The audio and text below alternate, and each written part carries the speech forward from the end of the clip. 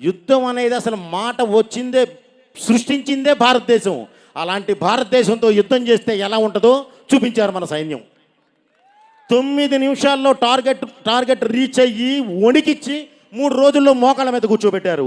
అది మన సైన్యం. మనం అందరూ అభినందించాలి, క్లాప్స్ కొట్టాలి మన సైన్యానికి. అలాగే అలా నిలబడి వాళ్ళు 9 నిమిషాల్లో టార్గెట్ చేరి 3 రోజుల్లో మోకాళ్ళ మీద కూర్చోబెట్టడానికి ప్రధాన కారణం వాళ్ళ వెనకాలన్న ఒక యోధుడు. ఆయనే గౌరవనీయులైన మోదీ గారు. ఆయన నా సైన్యం, నా వాళ్ళ సిన్సియారిటీ, వాళ్ళంటే ఏంటో నాకు తెలుసు, వాళ్ళ మీద ఉన్న నమ్మకం, ప్రపంచానికే యుద్ధం అంటే ఏంటో నేర్పిన దేశం మంది.